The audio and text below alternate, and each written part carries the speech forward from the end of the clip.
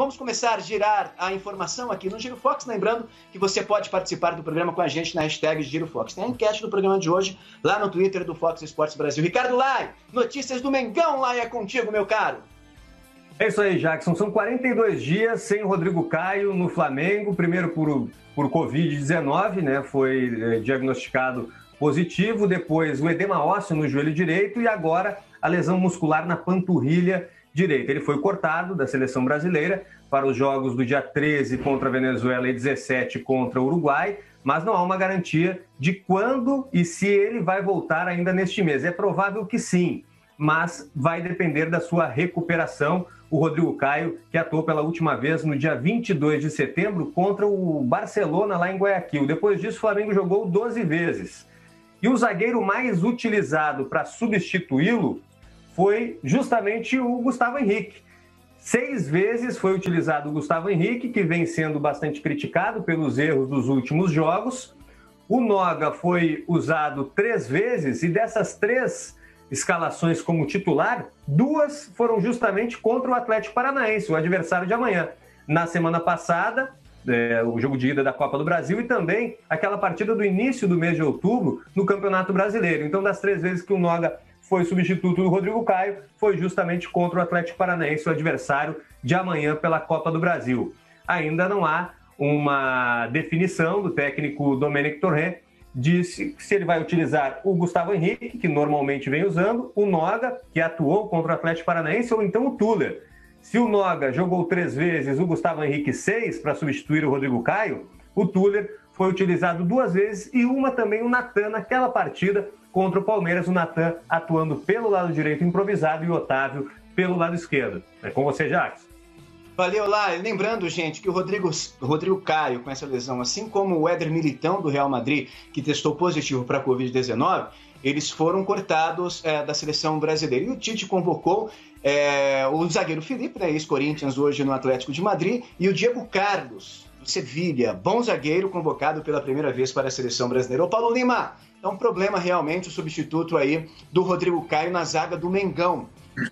Quem você escalaria, Paulo Lima? O Flamengo foi ao mercado, né? Contratou 2 zagueiros que fizeram boas temporadas nos últimos anos, principalmente no ano passado, Gustavo Henrique e o Léo Pereira, no Atlético Paranaense. Mas no Flamengo, até agora, esses 2 zagueiros estão deixando a desejar, Paulo Lima. O microfone, Pedro, tem que ligar o microfone. Vou fazer uma plaquinha, viu, Paulo Lima? Ligar o microfone. Eu acho que eu preciso da plaquinha, eu confesso. Porque eu desligo para poder, às vezes, deixar o áudio mais limpo para vocês aí, para a turma que vai dando informação da reportagem. E eu dou uma clicada aqui e realmente eu preciso da plaquinha. Manda a plaquinha, Jackson, por favor. Mande a plaquinha. Tranquilo, manda a Teté fazer uma plaquinha para mim, que com um desenho da Teté eu não vou esquecer nunca. Bom, combinado, meu amigo. É questão de momento. O Gustavo Henrique no Santos era imbatível. O Léo Pereira foi campeoníssimo pelo Atlético Paranaense. O sistema do Domi não ajuda, o sistema do Jorge Jesus era mais eficiente. Eu não acho que não caminha por aí, eu acho que é uma fase que acontece. E você não pode tirar o mérito também do São Paulo. O São Paulo jogou em cima de alguns espaços vazios que o Flamengo deu, e a consequência disso foi que o time conseguiu uma vitória. O Flamengo perdeu 2 pênaltis, gente. Se tivesse ali construído um resultado favorável, na hora que o Bruno Henrique perde o pênalti, talvez aquele lance, né, talvez o si que não existe, não acontecesse. Mas é isso, eu acho que são momentos. Eu acho que o Léo Pereira vai voltar a ser titular, né, uma opção que vai ter o Domi.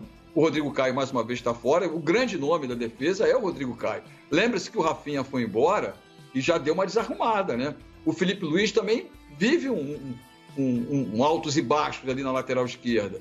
Então, a cabeça de área fragilizou na marcação, sobra mais nos zagueiros. O erro é crasso, sem dúvida nenhuma. Quando ele dá aquela pichotada, ela sobra, né, e o Brenner sacode e bota dentro do gol. Mas eu acho que encontrou na base o menino, ainda tem o Tuller, tem outro menino que joga pela direita, ou seja, o Flamengo tem várias opções. Dizer que colocar na conta deles o insucesso do Flamengo, eu não concordo muito não. Lembre-se que o Pedro bateu um pênalti de tornozelo, né, bateu mal na bola, e o Bruno Henrique, que é um matador pleno, também perdeu uma oportunidade rara. Vai ter que arrumar uma posição o Domi, como falamos aqui, né? A quarta derrota dele no Campeonato Brasileiro. É o mesmo número de derrotas que tem o Kudê. Mas você não pode imputar aos zagueiros. O atacante perde gol, o atacante perde pênalti. E aí? A gente não vai dizer que os caras também erraram? É lógico que a zaga da falha, ela grita muito mais porque sai o gol do adversário. Mas acho que tem gente para jogar lá bastante, Jacques. Falhas de momento, elas acontecem. Acontece comigo, acontece com você, acontece com todo mundo.